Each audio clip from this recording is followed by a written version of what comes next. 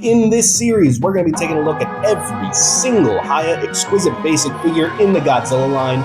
Every repaint, reissue, 2.0, whatever they put out, we're going to be taking a look at them all in release order. Let's get started. What's going on, everybody? Welcome back to another video review. Today, we are taking a look at the Hiya Toys Exquisite Basic Godzilla 2001, also known as Godzilla GMK. This is, of course, from the movie Godzilla, Mothra, King Ghidorah, Giant Monsters All Out Attack. This is Hiya Toys' second Toho Godzilla figure, second unique Toho Godzilla figure, I should say, as this does come right off the heels of the Heat Raid 1991. Now, Hiya Toys set the bar so unreasonably high with that 1991 figure, I still to this day consider it their gold standard, one of the best in the entire line. Have they managed to meet that same level of quality here with GMK? In a lot of ways, I actually think they managed to surpass their 1991 figure, but there are a couple of things that I feel are a slight step back, but not by much. Let's get right into it. The base color for the body is going to be this deep charcoal gray, and it is going to be accented very nicely with a very subtle brown wash. Again, it's incredibly subtle. This is quite possibly the most subtle wash that they've applied, at least this consistently. You really can only catch glimpses of it every now and then in between some of the scales, particularly around the back of the thigh, but it does lend itself well to give this figure a little extra color. Again, not much, very subtle, but it is there, and it's very much appreciated to help break up some of this gray. The claws and the toes are going to be in this almost eggshell white, and that will be transitioned into this dark gray as it goes up into the feet. The dorsal plates are also going to be a very eggshell white, although it's almost a little more ash gray than white. They're going to look very bone-like, very nice, with this dark, natural airbrushed shading going on the sides, especially on this main spine in the middle. And the spines are going to be shaded this way up until about the third segment on the tail. And all the spines do get a light airbrush of this coloring as it gradually fades into this dark gray, going all the way down to the tip of the tail. All the spines on the tail are going to be painted, although it's just going to be more of a accent color after this segment here, rather than full-blown coloration. As for the head, the inside of the mouth is going to be painted in this deep maroon, and the teeth are going to be this excellent dirty yellow with this brown wash applied to really dirty them up. They look so good. As for the eyes, GMK is a little unique as GMK just has these soulless white eyes, and that's captured so beautifully here on this figure. Now, believe it or not, these eyes are actually printed on. These are not painted, despite the fact that it's just one color with some shading to it. This can really be seen as you get much closer up to the eye. You can definitely see the cross-hatching going on the print for the shading around the eye. Now, while we're on the subject of the paint, it is worth noting that for some reason, the feet and the entire tail is a slightly brighter shade of gray. You can't really tell that much in person, in hand. I would wager that on camera here, under my studio lights, that this will be much more noticeable than it would be just, again, naturally in hand. But it is something to know. There is some miscoloration going on, for some reason, on the feet and the tail. Now, the last thing I'll say about the paint that I almost forgot to say is that this figure does actually have a matte application, as opposed to the 1991 figure, which was more glossy. And that is going to lend itself very well into the sculpted detailing. So let's talk about that now. Oh boy. I thought the 1991 figure looked fantastic sculpt-wise, but this just cranks it up to a whole new level. The sculpt on this figure is unbelievably good. If you ever had any concerns about the depth of the sculpt on these 3D sculpted figures, just wait till you get this figure in hand. It will wash away any concerns you might have over the quality of the sculpt. The sculpt on this figure is so sharp, so detailed. It looks incredible. And the matte paint just helps bring out all of these details while still retaining that rubber suit quality that I was praising so heavily on the 1991 sculpt. It's remarkable how lifelike this feels. And that excellent sculpt work is even going to transition nicely into some of the softer organic pieces, such as the interior of the hands or underneath the feet, where you have these natural skin ripples. Whoever sculpted this really did a remarkable job. They even managed to excellently capture the kind of warped nature of GMK spines here. This isn't plastic warp. This is how the spines are supposed to be, and they look fantastic. You also do get a good glimpse here at the ports that will be used for the heat ray piece. We will talk about that more when we get to accessories. But before we get to accessories, let's now talk about the articulation. Now, somehow, this figure has as good articulation as the 1991 figure, if not a little better in some specific areas. Let's take a look at it now. Let's start up top with the head.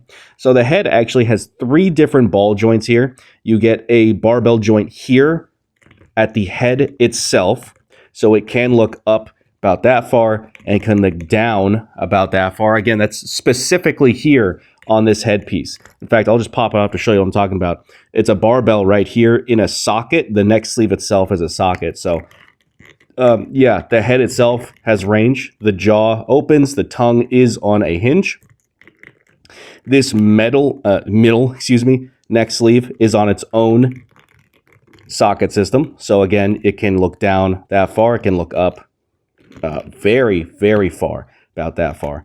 And then the base of the neck is also on a system. So altogether, the figure can look straight up and can look down an incredible amount. That's just with the head. Talking about the chest, this is something that I was actually a little concerned about based on the promo images. This is such a bulky design, and the cut for the articulation is actually above the chest compared to 1991 here, where the cut is actually within the chest. You can see it rotates within the waist there. This one's above the waist. So this is going to function very similar to how the Super 7 Ultimates -1 functions, where this entire top piece is going to float around the ab here. So as you can see, it can crunch down that far, and you do get some gaps in the back because of that. It can go far back, very far back. The spines are warped enough to where they kind of collide in with each other. And you get an insane amount of range because of that. It can go side to side a decent amount, and then it can rotate all the way around. Just be careful about the clearance there with the spines and the arms, but you can rotate all the way around. It's a large barbell, so you get full range of movement there as it just kind of rotates around the lower body on an axis. The arms are going to be very similar to 1991, so you're going to get a very deep ball joint here at the shoulder. It can go in towards the body that far, out all the way, rotate all the way around. You're going to get a swivel here at the bicep, a double hinged elbow, which can also rotate above and below the elbow. Oop, sorry, we'll talk about that in a moment. The wrists are on the standard Toho Hiya ball joint system, where, as you saw there, there's a barbell below and above the elbow, or the wrist, excuse me. And this hand on mine likes to pop off right there, but it's as simple as just plugging it back in, and it stays in there well enough. This hand is firmly in there. The legs are also very similar to what we saw in 1991, so the thighs can actually splay out a decent amount considering how thick the legs are. For some reason, this one splays out a little more than this one. That's probably just my copy, though. The legs can rotate all the way around.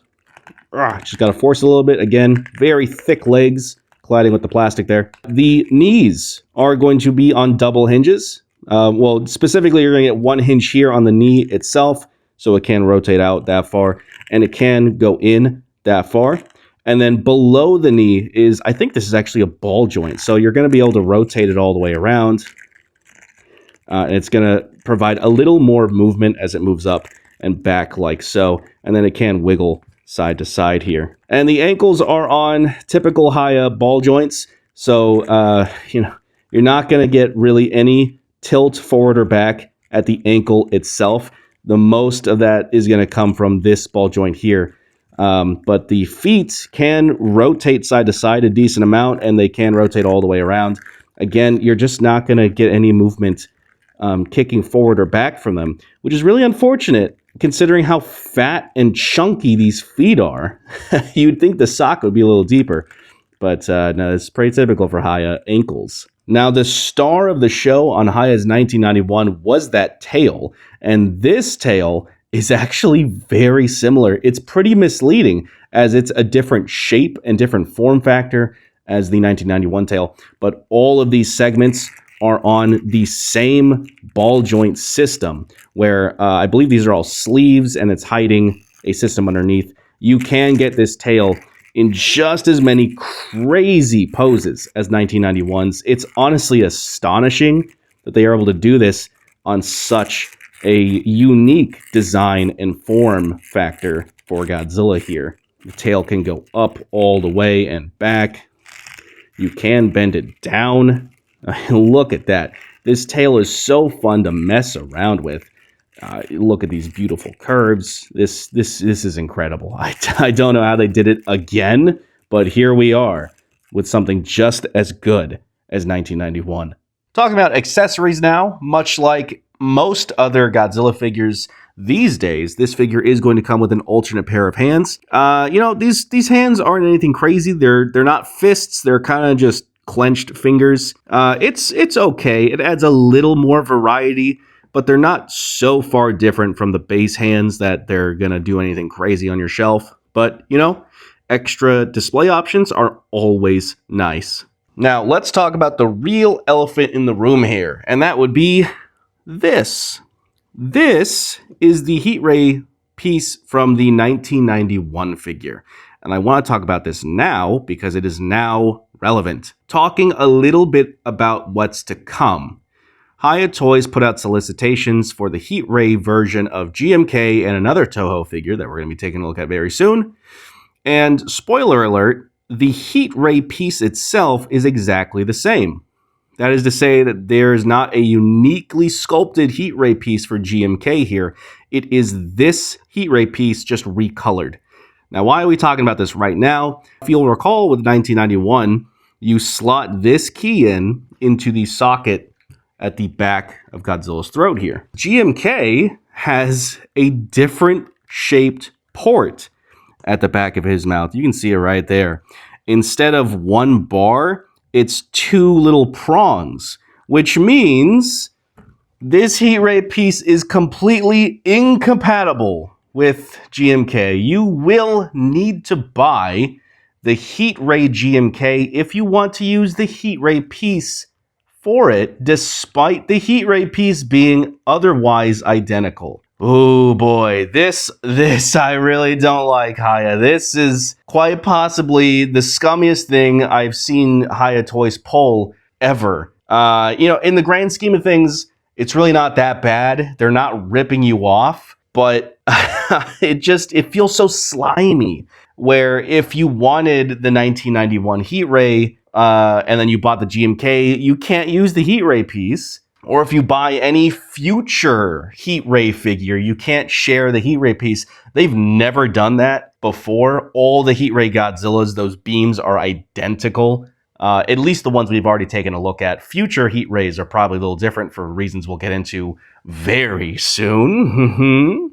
Anyway, I'm not going to linger on this too much here. I wanted to make it known now while we're talking about the base GMK, in case you happen to still be waiting on your pre-order for this figure. As of the time of this video's recording, it's my understanding that US distribution, possibly all distribution outside of China, still has not received this figure, which is a little crazy to think that I've now surpassed Hiya's distribution with these videos. So yeah, that's a different discussion entirely. Also, moving on to size now. This figure is going to stand 7 inches tall or just under, well, at least in this pose. Again, that head system, it's 7 inches tall. And lengthwise, this figure is going to be approximately 12 inches long, maybe 12 and a half. Kind of hard to tell there. Moving on to some size comparisons. Here is going to be the Hiya Toys GMK with the Hiya Toys 1999 Godzilla. And holy shit, this is honestly a dream come true, guys. These figures look so damn good. It's hard to believe that Hiya is charging what they're charging for these. Here is going to be a standard SH Monster Arts, Titanic Creations Yongary, Godzilla Rampage, Godzilla -1, Super 7 Super Kaiju, as well as a Super 7 Ultimates. Here's a fun one. This is a Bandai vinyl, specifically Godzilla the Art, the Maquette 1954 Godzilla. And of course, we cannot talk about a Hiya Toys Toho Godzilla without taking a look at the Hiya Toys King Ghidorah 1991. This looks so good. This looks impressive. This looks amazing. I really hope Hiya Toys reveals a GMK Ghidorah this year. That would be unbelievable. And I also think it'll be a little shocking for people because GMK Ghidorah is not that big. GMK Ghidorah is not this big, especially. In fact, I'm pretty sure GMK Ghidorah is about the size of Godzilla. So that will be a culture shock for people whenever that gets announced. And, of course, the banana for scale. Wrapping these up now, guys. I mean, what can I say other than this figure is simply phenomenal. This is, in my opinion, a step up from 1991, at least in terms of the visual presentation. The sculpt here is definitely a notch above 1991. The sculpt is deeper, the sculpt is sharper, it has a matte finish, it has a slight wash to help bring out all that detailing, and the engineering is, at minimum, just as good as the 1991 figure. It's really hard to believe that Hiya Toys was able to match the same quality as 1991 with such a fat, chunky sumo wrestler of a design. It's very impressive. And yet, I seem to recall alluding to at the beginning of this video that there's a few things that I feel are a couple steps back from 1991. Chief among them being that for some reason, this figure has a tendency to really tighten up when I leave it alone on my shelf. 1991, I can pick up off my shelf and I can mess around with it, no problem. I did a heat treatment on 1991 when I first got it, and I've really only ever had to give it a heat treatment again during my video for it. And that was just to ensure that I was able to demonstrate the full range of movement. This figure, the tail in particular, I have to heat up every time I take it off my shelf. Every time without fail. After a week, this thing is stiff as a board. And I'm really concerned that something's going to break if I don't heat it up every time. The head, the body, the legs, those are all fine. The arms get a little stiff, but I'm not too worried about them. It really is the tail that feels like it's going to snap if I don't heat it up every time I want to pick this thing up off the shelf.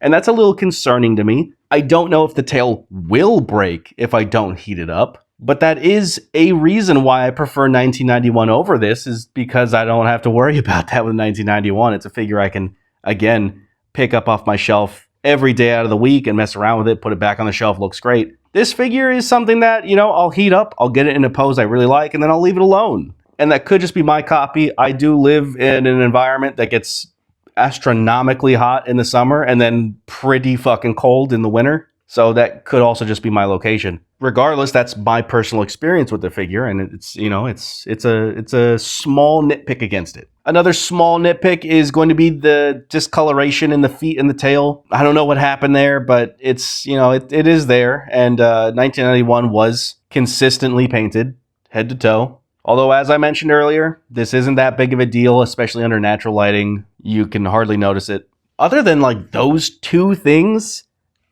this is, again, as good as 91. This gets a glowing stamp of approval. If you are still waiting for your pre-order for this, I think you're going to be pleasantly surprised when it gets in hand. This is worth the wait. Yeah, that's all I have to say on Hiya's GMK. Fantastic figure. One of their best. Are you still waiting on this figure? Let me know in the comments. Till next time, guys. See you.